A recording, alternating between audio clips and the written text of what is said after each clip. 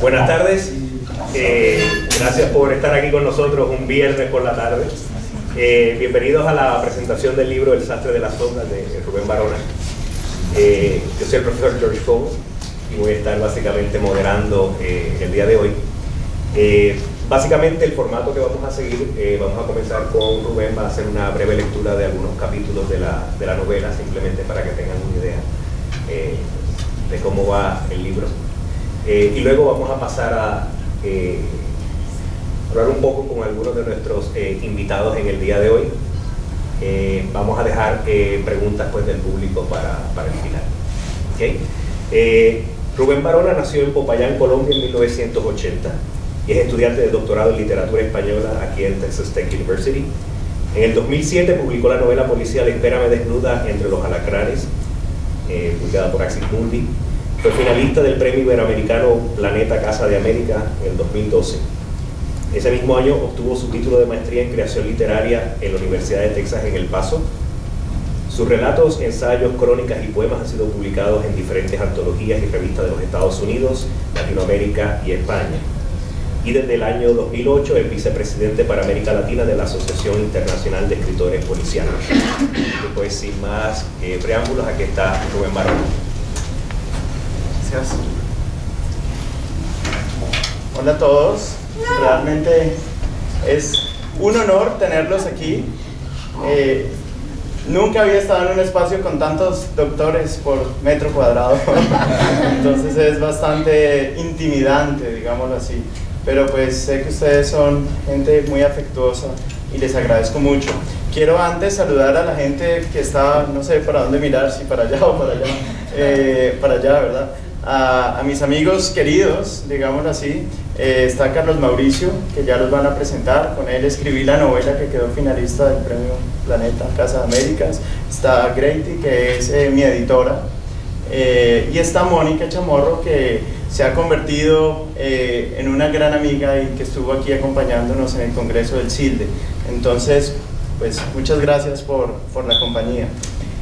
Sobre El sastre de las sombras, decirles que es un proyecto que se escribió, pues fue mi tesis de grado en la maestría en creación literaria en UTEP, en la Universidad de Texas, con sede en El Paso.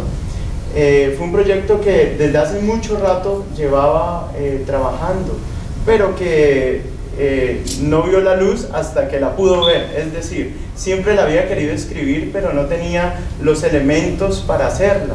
Y esto se debe a las mismas complejidades que yo me impuse para escribir la novela. Es una novela contada bajo el punto de vista de una mujer. Yo soy hombre, ya mujer, ya es complicado. Lo compliqué un poco más porque ocurre en Bogotá. Bogotá es la capital de Colombia y no es mi ciudad. Yo soy de una pequeña ciudad en el suroccidente colombiano. Y para completar, es de clase alta. O sea, estoy absolutamente fuera de lugar. Pero esto no fue impedimento justamente para poder hacer mi mejor esfuerzo y escribir esta ficción, todos estos desafíos. ¿Qué fue bien interesante de este proyecto? Y solamente voy a comentarlo un poco. Para poder contar la historia, que es básicamente una mujer de clase alta colombiana que decide regalarse una despedida de soltera con el mejor amigo de su novio, con el que se va a casar. Decide invitarlo para despedir su soltería. Pero ¿qué pasó? Que el tipo, con tan mala suerte, que el tipo se le muere. Entonces queda absolutamente encartada y de ahí se empieza a desarrollar la trama. Para poder contar eso, que en apariencia, en términos muy generales es bastante simple, tuve que utilizar varios discursos, llamémoslo así, y algunos géneros literarios, como el policial, por ejemplo. Tomé elementos de la literatura policial y de diferentes, ya la van a ver, es un poco una suerte de pastiche en muchas cosas, pero también de la fantasía. De la literatura policial conserva elementos bien, pues que a mí me interesan bastante, como el crimen, ¿sí? Los sobornos, los asesinatos, tiene de todo un poco. La detective, ella es detective la protagonista de su propia demencia, llamémoslo así, ¿sí? Entonces ella investiga qué es lo que le está pasando, porque no lo sabe. Y el tercer elemento, que es realmente el que a mí me interesa y que es típico en las novelas policiales, es el comentario social. A través de los ojos de esta persona, de este personaje que es de clase alta, empezamos a conocer un país que tiene grandes y serios problemas con la distribución del ingreso. Entonces, esta novela me permite hacer eso. Para poder hacer eso y mostrar una realidad que es tan diferente a la de la protagonista, me tuve que valer de algunos trucos, como los viajes en el tiempo. Ella puede viajar en el tiempo. Entonces, no voy a hablar de eso, pero simplemente antes de leer, quería comentarles pues esto. Ya vamos a tener tiempo de charlar un poco más de la novela. Ahora voy a leerles dos capítulos muy breves, o subcapítulos. La novela está estructurada en movimientos, llamémoslo así, como una obra sinfónica. No son capítulos sino movimientos, incluso porque es que la música es muy importante en esta novela, porque la música me permite tres cosas. Me permite generar atmósfera, crear atmósfera, y hay diferentes, música clásica, música culta, pero también música popular y muchas cosas. También me permite la música mostrar como un indicador de la clase social, ¿verdad? Porque de acuerdo a la música que tú escuches, también eso determina de qué clase social perteneces. Ahora que hemos visto tantas teorías en nuestras clases, podría hacerse un análisis marxista, o yo qué sé, por allí, de las ideologías, ¿no? Cómo te marcan.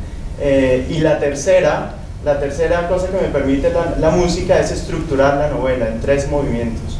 El primer movimiento se llama Allegro, y todo pasa muy rápido, todo es como muy feliz y todo esto, ¿sí? Pero cambia, es una realidad que cambia muy rápidamente. Intenté imprimirle todo el sentimiento que lleva este movimiento musical a la narración. Entonces, con la puntuación y con todo este tipo de cosas, traté de simular este movimiento musical. El segundo movimiento es el scherzo, no sé, tú sabes pronunciarlo mejor que yo. Scherzo. Okay. Es un movimiento donde la protagonista se pregunta, ¿pero qué es esto? O sea, ¿esto es mi imaginación o realmente está pasando? Ahí entramos en términos de la literatura fantástica según Todorov, ¿no? Pero bueno, no es el punto, pero ella se pregunta qué pasa y está contado así con esa ambigüedad. Y el tercer movimiento es el adagio, que es como un sentimiento mucho más profundo. Aquí es donde se explora un poco más, sí, se toca el fondo de la protagonista y todo eso. Está contado en tercera persona, ya para empezar a leer y no aburrirlos. Es un narrador un poco versátil, digámoslo así, que si bien tiene la potestad de mirar alrededor, un zoom out y contar lo que está pasando, de vez en cuando, o casi siempre, se mete en la cabeza de la mujer, y ese fue el reto y el desafío para mí, y a través de los ojos de ella y de un discurso indirecto libre, de un discurrir de la conciencia y de todo esto, cuenta lo que está pasando. Entonces, sin más preámbulos, voy a comenzar el Círculo de las Sombras. Ah, no, el Sastre de las Sombras. Es que cambió de nombre, pero el subconsciente siempre lo traiciona, ¿verdad?